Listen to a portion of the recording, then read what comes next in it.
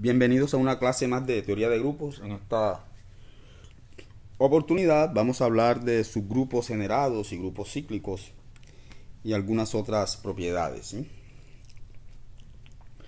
Entonces, vamos a empezar con una proposición que lo que me dice que es la intersección de subgrupos, la intersección cualquiera de subgrupos de un grupo es un subgrupo. Yo tengo una familia de subgrupos de un grupo G y hago la intersección de esos subgrupos, me va a dar otro subgrupo.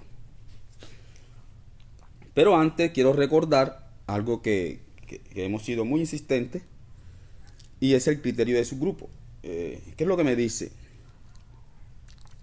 Que si yo tengo un grupo y tengo un subconjunto no vacío de ese grupo, vamos a llamarlo H, entonces H es un subgrupo de G sí y solo sí para todo A y B en H.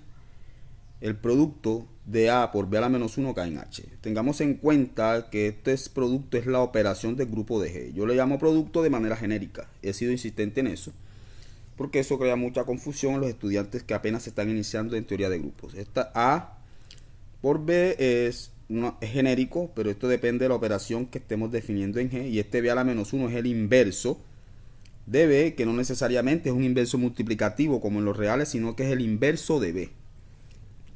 Ese es el contexto, ¿sí? Del grupo G, ¿sí? Entonces vamos a probar esto, o sea, H sub I, una familia de subgrupos, y vamos a probar que la intersección también es un subgrupo. Entonces bien, cada H sub I es un subgrupo. Entonces, para todo I en I, el neutro, como es un subgrupo, por lo menos contiene el elemento neutro. Cada H sub I contiene por lo menos el elemento neutro. Como el elemento neutro está en cada H sub I, eso implica que ese elemento neutro está en la intersección porque está en cada uno de ellos. Entonces ya tenemos que la intersección por lo menos es distinto de vacío. Como es distinto de vacío, podemos aplicar este criterio de subgrupo, ¿sí? Porque ya garantizamos que es distinto de vacío. Entonces vamos a tomar un par de elementos de la intersección y vamos a probar que A por B a la menos 1 sigue cayendo en la intersección. Entonces si A y B, están en la intersección, es porque para todo I en I, para cada elemento de la familia, A y B está en H sub I, ¿sí? ¿Cierto? Para cada elemento de H sub I de la familia. Como H sub I es un subgrupo, podemos aplicar aquí porque es un sí solo sí, es ida y vuelta, ¿sí? Un subgrupo. Entonces, ¿qué pasa? Que A por B a la menos 1 pertenece a ese H sub I, pero eso ocurre para todo I en I. Como esto ocurre para todo I en I, entonces ese A por B a la menos 1 está en la intersección. Entonces, tomamos un par de elementos en la intersección y probamos que A por B a la menos 1 está en esta intersección. Por tanto, aplicando este criterio de subgrupo, es un subgrupo. Entonces, ya tenemos garantizado que la intersección de subgrupos, la intersección cualquiera de subgrupos de un grupo es un subgrupo, ¿sí? Entonces, esto nos va a servir para poder definir lo que es el subgrupo generado por un conjunto. Ahora vamos a tener un conjunto que no necesariamente es un subgrupo, es un conjunto simplemente de un grupo G.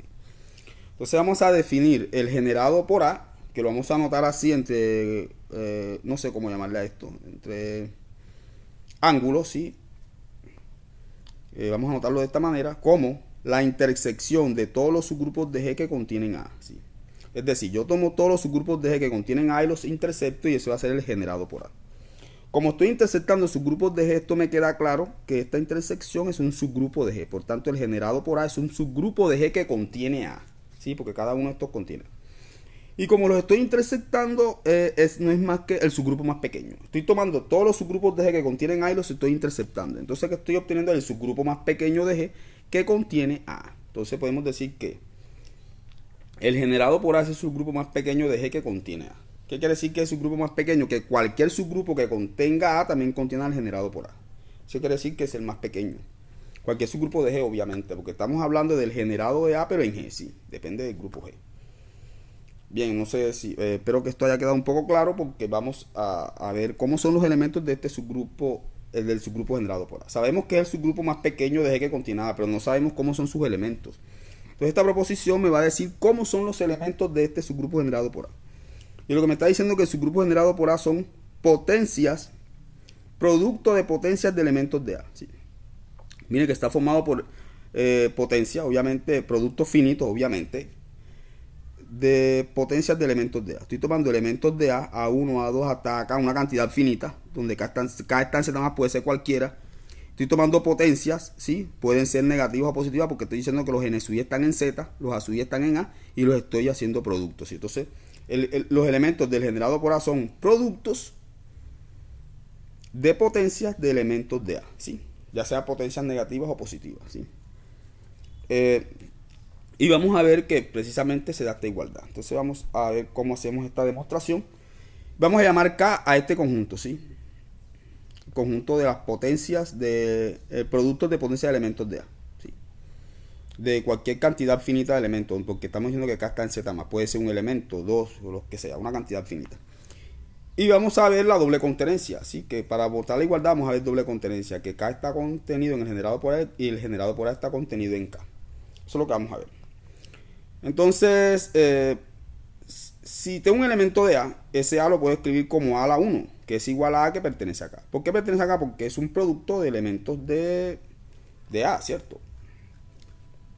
Miren que es un elemento es una potencia de un elemento de A y pertenece a K. Entonces esto prueba que todo elemento de A está en K. Que hemos probado aquí que A está contenido en K y por tanto K es distinto de vacío, ¿cierto? A está contenido en K y por tanto K es distinto de vacío, porque estamos partiendo de que A es distinto de vacío. Si K contiene A, entonces K también es distinto de vacío. Y voy a probar que K es un subgrupo de G. Como es distinto de vacío, ya tengo seguro que K es distinto de vacío, puedo aplicar el criterio de subgrupo que tengo acá, ¿sí? Quiero probar que K es un subgrupo de G.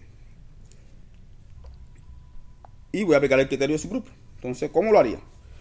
Como ya es distinto de vacío, puedo aplicar ese criterio. Entonces voy a tomar dos elementos en K y voy a probar que A por B a la menos 1 sigue estando en K, ¿sí? Entonces tomo A y B en K.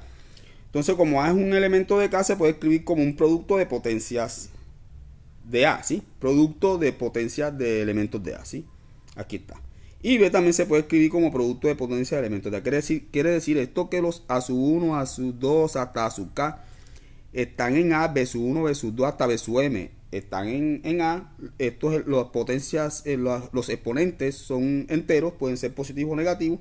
Entonces también, y bueno, así son los elementos de K. Son productos de potencias de elementos de A, así, de A, ¿sí? Entonces así son A y B, se pueden escribir así. Entonces voy a calcular A por B a la menos 1, el A queda igualito, pero el B a la menos 1, recuerden cuando hallo el inverso de B, esto lo que hace es reversar el orden aquí y elevar cada uno a la menos 1, ¿sí? Entonces reverso el orden y vean que esto sigue siendo un producto de elementos de potencias de A, porque todos estos elementos A1, A2 hasta acá, BM, B a la M menos 1 hasta B1 están en A. Y estos siguen siendo enteros, ¿sí? Positivos o negativos, no sabemos cómo son. Entonces, como es un producto de potencias de elementos de A, entonces este es un elemento de K. Entonces hemos probado que este elemento sigue estando en K y por tanto K es un subgrupo de G y contiene A. Ya lo hemos probado acá. Miren, K, ya probamos que es un subgrupo de G y contiene A, ¿sí?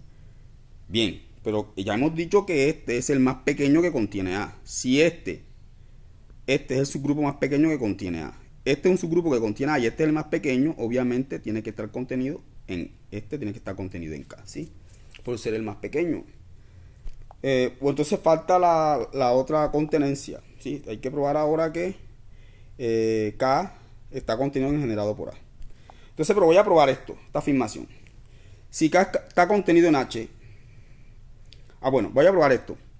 Que para todo H subgrupo de G que contenga A, contiene a K, ¿sí? Todo subgrupo de H que contiene A también contiene a K. Esto es lo que voy a probar. O sea, K está contenido en H para todo subgrupo de G que contenga A. Eso es lo que voy a probar. Entonces vamos a suponer eso. Vamos a tomar un subconjunto, un subgrupo de G que contenga A. Voy a probar que K está contenido en H. Entonces, como es simple, voy a tomar un elemento de K. Pero ya hemos dicho, ¿cómo son los elementos de K? Los elementos de K son producto de potencias de ¿quién? De elementos de A. Entonces se puede escribir así como un A sub 1, A sub 2 hasta A sub K, donde los A sub I están en A y los N1, N2 hasta NK son exponentes, son enteros, positivos o negativos o neutros, ¿sí? No importa. Son enteros. Entonces, ¿qué tengo aquí? Como A está contenido en H, A sub 1 pertenece a H. Entonces A sub 1 elevado a cualquier potencia también va a estar en H. Lo mismo ocurre con este A sub 2 a la N2 y A sub K a la NK. Entonces, ¿qué estoy multiplicando aquí? Todo esto está en H. Entonces estoy multiplicando elementos de H, por tanto el producto también cae en H. Entonces no hay problema. Entonces ya hemos probado que K está contenido en H. Todo elemento de K está en H. Entonces, ¿qué hemos probado? Todo subgrupo de G que contenga A contiene a K. En particular, este generado por A es un subgrupo de G que contiene A. En particular, K está contenido aquí. Y entonces ya hemos probado la doble concatenancia, ¿sí? Ahora, si A es igual a vacío, vamos a definir como el generado por A como el subgrupo de G formado por un solo elemento que es el neutro, ¿sí? ¿Ok? Un solo elemento que es el neutro. Ahora, si A tiene un solo elemento, ¿cómo sería el subgrupo generado por A? Sería potencias finitas de elementos de A, pero como solo tiene un solo elemento, serían nada más potencias de X, ¿sí? Tiene un solo elemento que es X, serían potencias de X. Entonces el subgrupo generado por X son potencias de X, donde N está donde en Z más, así ya se lo hemos probado. Cuando ocurre esto, que un grupo es generado por un solo elemento, se llama grupo cíclico, cuando es generado por un solo elemento. O sea, todos los elementos son potencias de este X, ¿sí? Se llama grupo cíclico. Bien. Vamos a ver cómo se comportan estos conceptos que hemos dado en Z+. Supongamos Z con la suma, es un grupo, ya lo hemos visto en sesiones anteriores. Entonces, ¿qué es X a la N? Recuerda que es una potencia, pero recuerda que esta potencia está muy relacionada con la operación que esté aquí. Entonces, este X a la N sería, como es suma, sería X más X más X, ¿cierto? N veces, porque es la operación, es con la suma usual, ¿sí? Y esto no es más que N por X. Entonces, X a la N en Z más es N por X, es el producto de N por X. ¿Y qué es X a la menos N? Recuerden que X a la menos N es X a la N a la menos 1, ¿sí? Y esto sería N por X a la menos 1, esto sería menos N a la X. Entonces no hay problema, ¿sí?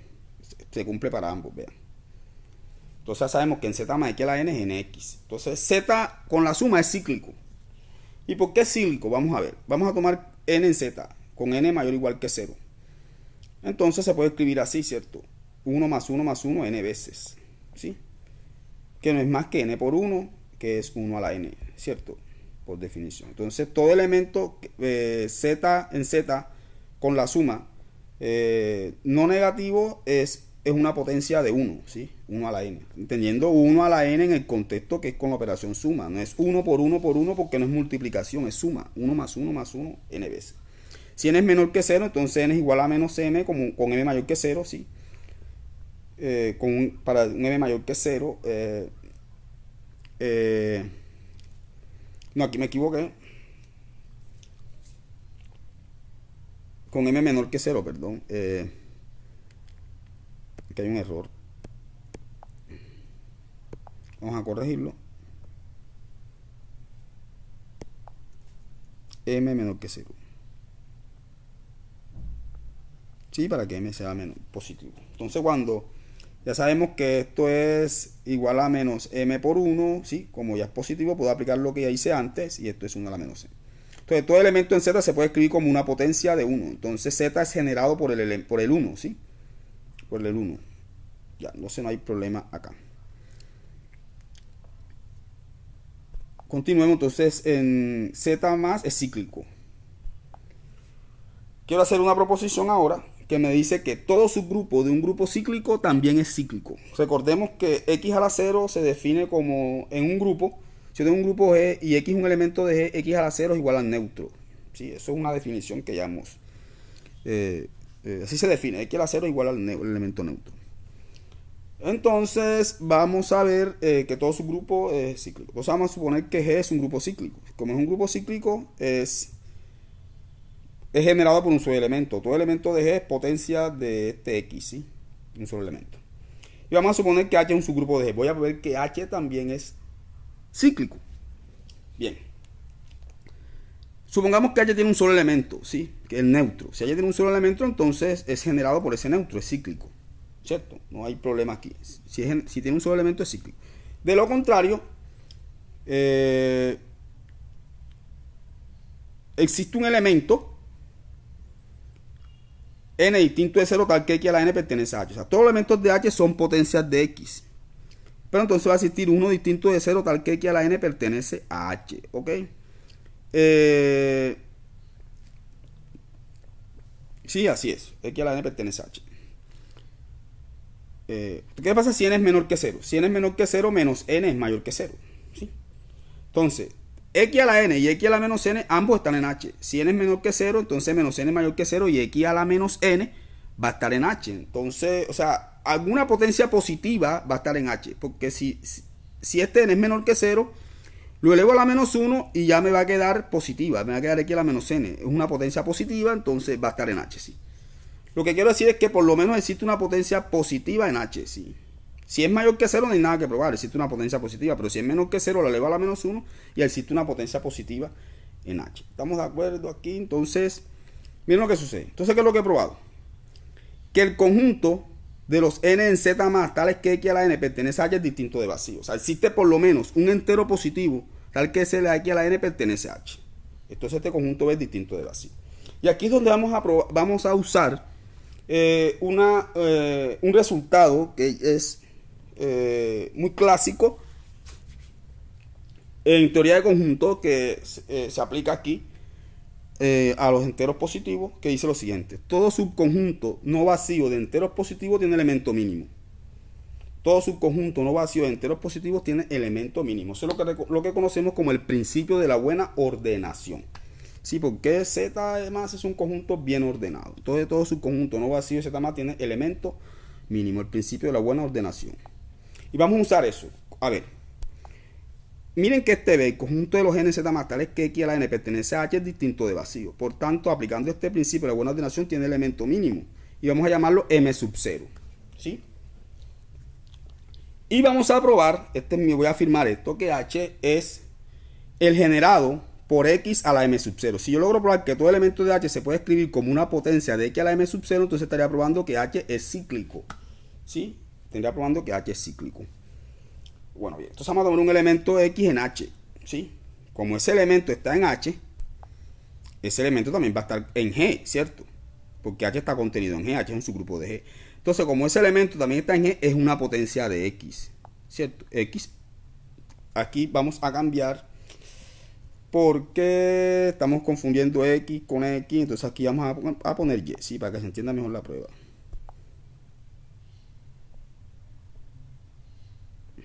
Vamos a poner y mejor aquí.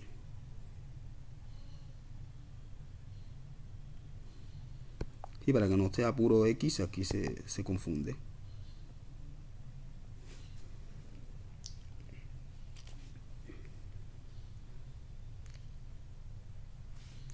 Un momento aquí. Bueno, ya, vamos a continuar. Entonces sea y en h, entonces y, como son elementos, les explico nuevamente. Y es un elemento de g y g es cíclico. Todo elemento es una potencia de x. Entonces en particular este y es una potencia de x. Se puede escribir como x a la a, donde a es un entero, sí, positivo o negativo. Pero aquí quiero que recordemos algo, que es el algoritmo de la división en los enteros, que dice: para todo a y b en z con b distinto de 0, existen q y r en z tal que a es igual a b por q más r, donde r es mayor o igual que 0 y estrictamente menor que b. Ese es el algoritmo de la división. Tengo dos enteros positivos, siempre puedo dividir y me va a quedar un residuo. Este residuo r va a ser mayor o igual que 0 y estrictamente menor que el divisor, ¿sí? Menor que el divisor. Entonces yo tengo a que es un entero, y también tengo a m sub 0 que es un entero, ¿cierto? Y m sub 0 es distinto de 0. Entonces, como m sub 0 es distinto de 0, puedo aplicar este algoritmo de la división, ¿sí? Entonces yo puedo decir que existe un q y un r tal que a es igual a m sub 0 q más r, donde r es mayor o igual que 0 y estrictamente que m sub 0, estrictamente menor que m sub 0. M sub 0 aquí es el divisor, ¿sí? Entonces puedo escribirlo de esa manera. Voy a afirmar que r es igual a 0. Sí, voy a afirmar que r es igual a 0 y voy a probarlo. ¿Por qué no puede ser distinto de 0? Vamos a ver por qué no puede ser distinto de 0. Tiene que ser exactamente igual a 0, ¿sí? Bien, entonces yo voy a despejar r de aquí. No hay problema, ¿sí? Un despeje. Entonces x a la r. ¿Qué pasa si r no es 0? Entonces si r no es 0 tiene que ser estrictamente mayor que 0, ¿sí? Porque es mayor o igual que 0. Entonces si no es 0 es mayor que 0. Entonces tengo que x a la r da x a la a por x a la m sub 0 menos q, elevando aquí porque r es todo esto, ¿cierto? Entonces x a la a está en h porque es y, ¿sí? X a la a está en h. X a la m sub 0 también está en a por definición, ¿sí? Verlo aquí, ¿sí? Porque ves el menor número tal que esa potencia, entero positivo tal que esa potencia cae en h. Entonces, cuando le elevo a la menos q sigue estando en h. Entonces este producto está en h. Entonces x a la r está en h. Pero tenemos que supongamos que r es mayor que 0. Entonces sería r mayor que 0 y estrictamente menor que M sub 0. Entonces, R es distinto de 0 y R pertenece a B. Porque recuerden que ¿quién es B? Son los enteros positivos, tales que esa potencia cae en H. Entonces, miren lo que pasa. R sería un entero positivo porque estamos suponiendo que no es 0. Si R es distinto de 0, entonces es un entero positivo y esa potencia cae en H. Véalo, X a la R cae en H. Entonces R está en B. Pero R tiene que ser estrictamente menor que M sub 0. Entonces R es un elemento de B menor que M sub 0. Pero hemos dicho que M sub 0 es el mínimo de B. Es el elemento mínimo. Entonces aquí tendríamos un elemento en B menor que M sub 0. Es una contradicción. Por tanto, R tiene que ser estrictamente igual a 0. Entonces ya esto lo podemos cancelar de aquí. Entonces me queda que A es igual a M sub 0 por Q. Entonces miren lo que sucede. X a la A, que es Y, me queda que es X a la M sub 0 Q. Y aquí lo puedo hacer esto. Esto no es más que reglas de la potenciación que también es aplicada en los grupos. Esto me da X a la M. Entonces esto es una potencia de X de M0. ¿Sí? Una potencia de X a la M0. Entonces está aquí en este generado. Entonces hemos probado que todo elemento de H pertenece aquí al generado por este elemento, ¿sí? X a la M0. Entonces definitivamente hemos probado que H es generado por un solo elemento, que es X a la M0, ¿sí? Entonces es un grupo cíclico. Hemos probado que todo subgrupo de un grupo cíclico también es cíclico. Pero vamos a ver cómo se contextualiza esto en Z+. Bien, vamos a tomar, vamos a suponer que X está en el generado por N. Quiere decir que N es una potencia, que X es una potencia de N, ¿sí? Pero ya hemos visto que en Z+, esto no es más que A por N. ¿Que pertenece a quién? A NZ. O sea que es un múltiplo de N, ¿sí? Los elementos en el generado por N son los múltiplos de N, ¿sí? Son múltiplos de N. O sea, NZ, que recuerden que N por Z son los múltiplos de N. Bueno, bien.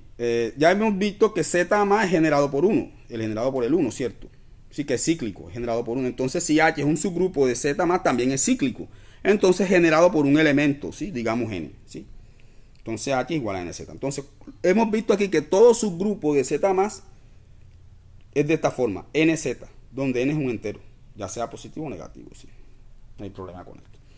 Y vamos a finalizar con esta proposición que nos dice lo siguiente: sea G un grupo tal que el orden de G es P. O sea, recuerden que el orden es el cardinal, ¿sí? Sino que hablamos de orden en el contexto de grupo, pero es el cardinal. Entonces el cardinal de G es igual a P, donde P es un número primo. Entonces G es cíclico. Lo que me dice es lo siguiente: todo grupo de orden primo es cíclico.